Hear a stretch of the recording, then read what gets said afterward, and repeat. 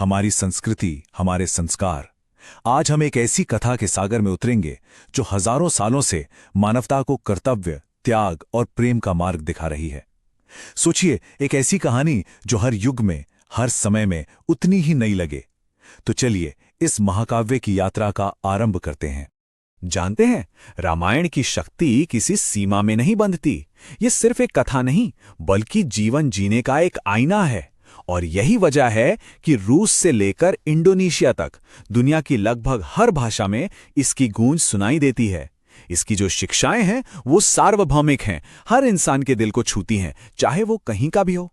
रामायण की कहानी उस युग में हमें ले जाती है जब धर्म पर अधर्म का साया बहुत गहरा हो गया था, जब आसुरी शक्तियां मानवता को ललकार रही थीं। यह एक ऐसे समय की बात है जब पूरी सृष्टि अच्छाई और बुराई के बीच संतुलन वापस लाने के लिए एक नायक की प्रतीक्षा कर रही थी। जरा कल्पना कीजिए, एक ऐसा संसार जो विनाश के मुहाने पर खड़ा है, जहां धर्म की जगह अधर्म का ही बोलबाला है, और पूरी पृथ्वी एक अकेली, शक्तिशाली और दुष्ट शक्ति के अत्याचारों से कांप रही है। हर तरफ अंधेरा ही अंधेरा। और उस शक्ति का नाम था रावण, लंका का दशानन, राक्षसों का राजा, जो अपनी शक्ति के अहंकार में ऐसा चूर था कि उसे लगता था वो तीनों लोकों को अपने पैरों तले रौंद देगा। उसका अहंकार मानो पृथ्वी का भार बन चुका था। उस समय निराशा इतनी गहरी थी कि देवता, ऋषि मुनि और स्वयं धरती मां सब रावण के अत्याचार से मुक्ति के लिए पुकार उठे थे।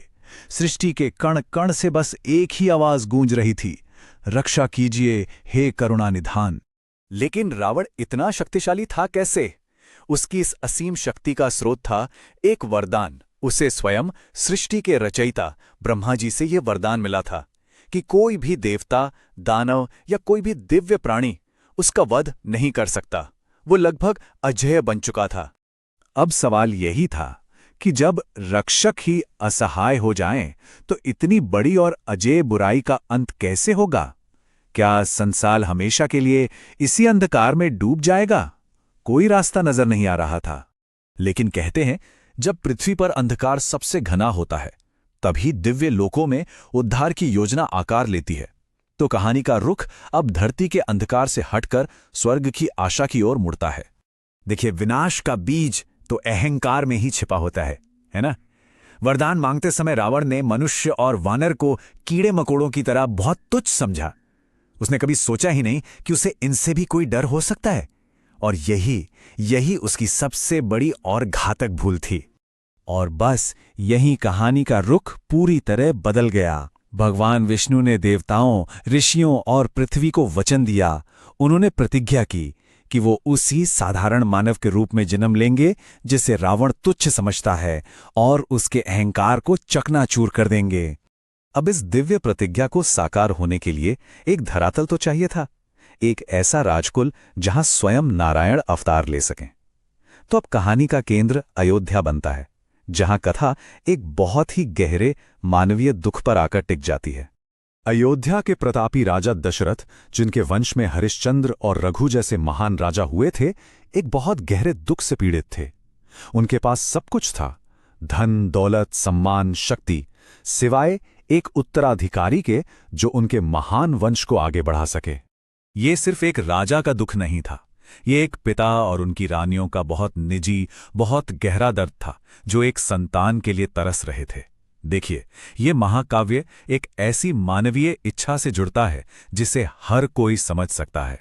तब अपने कुलगुरु वशिष्ठ के मार्गदर्शन में राजा दशरथ को अपनी प्रार्थनाओं का उत्तर पाने के लिए एक पवित्र अनुष्ठान करना था, पुत्र कामिष्टि यज्ञ। ये उनकी आखिरी उम्मीद थी, एक ऐसा रास्ता जो भक्ति और कर्म से होकर गुजरता था। और इस तरह दिव्य प्रतिज्ञा और नश्वर प्रार्थना का मिलन हुआ। एक ऐसा अद्भुत क्षण जब संसार में आशा का जन्म होने वाला था, एक ऐसी आशा जो अंधकार का नाश कर सके। यज्ञ जब अपने चरम पर था तो एक चमत्कार हुआ। स्वयं अग्निदेव यज्ञ कुंड से प्रकट हुए। उन्होंने राजा दशरथ को एक दिव्य खीर का पात्र दिया, एक ऐसा वरदान जिससे राजकुमारों का जन्म होना था। और जल्द ही अयोध्या के महल में खुशियों की लहर दौड़ गए। महारानी कौशल्या ने उस पुत्र को जन्म दिया जो स्वयं भगवान विष्णु के अवतार थे। उनका नाम रखा गया राम, जिसका अर्थ है जो सारे विश्व को आनंद दे। फिर महारानी कैकेयी ने भरत को जन्म दिया, जिससे अयोध्या का उत्सव और भी बढ़ गया। और इस आनंद को शिखर पर पहुंचाते हुए महारानी सुमित्रा ने 2 जुड़वां पुत्रों लक्ष्मण और शत्रुघ्न को जन्म दिया। अब राजा दशरथ का सूना आंगन 4-4 राजकुमारों की किलकारियों से गूंज रहा था। महर्षि वशिष्ठ ने भविष्यवाणी की कि ये चारों राजकुमार सिर्फ राजा नहीं बनेंगे, बल्कि वे रघुवंश के अब तक के सभी राजाओं में सबसे अधिक यशस्वी और कीर्तिमान होंगे। और इन राजकुमारों के बीच एक बहुत अनोखा और अटूट बंधन था। भविष्यवाणी ये भी थी कि राम और लक्ष्मण और भरत और शत्रुघ्न की जोड़ी ऐसी होगी जैसे एक प्राण और 2 शरीर। वो एक दूसरे की छाया बनकर जीवन भर साथ रहेंगे।